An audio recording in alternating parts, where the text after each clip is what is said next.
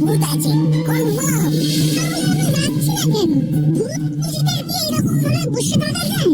লোকে কি বলবে? আমরা ভূত খুঁজতে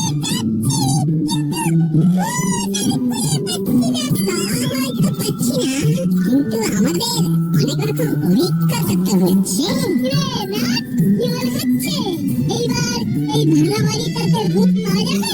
আমার কাছে যে খবর আছে ভূত এখানে প্রতিটা কেটে আছে।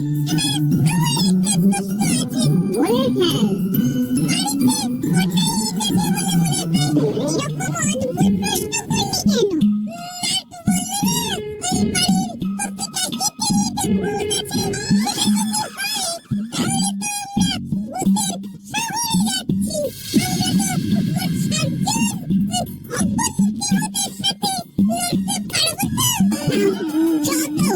প্রশ্ন আমরা এতদিন ধরে ভূত খুঁজে বেড়াচ্ছি, একটা ভূতও দেখতে পেয়েছি না? তার টিকি পর্যন্ত দেখতে পেয়েছি।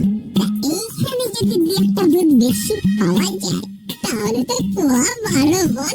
ঠিক বলেছিস, ভূত খুঁজেরা ভূত খুঁজে পাচ্ছে, এইটাই বড় কথা।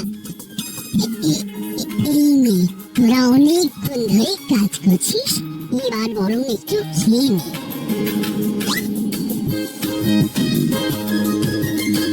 ভূতের সন্ধান পেয়েছি, আমরা কালই রওনা হবো।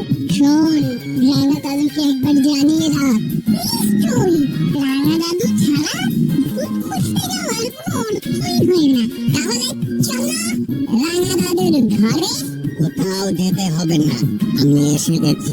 বল কি করবো? না, পুরো ব্যাপারটা ভালো করে রাঙা দাদুকে বুঝিয়ে দে। তোরা গল্প কর, আমি আসছি। ছবিটা দেখো রাঙা দাদু।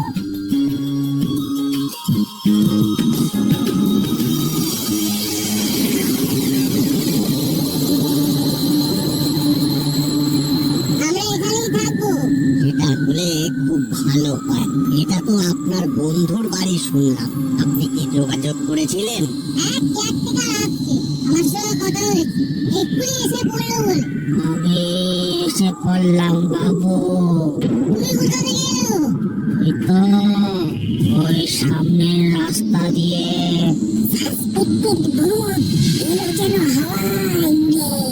ঠিক আছে, ঠিক আছে, এখন জলদি জলদি করে ঘরদর খুলে দাও, আমরা অনেক দূর থেকে আসছি।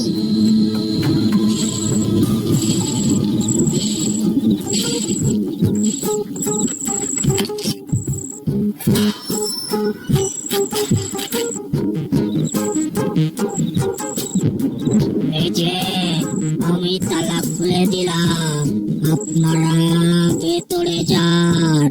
আমি আগে থেকে ঘর তোর ঝকঝকে তকঝকে করে রেখেছি।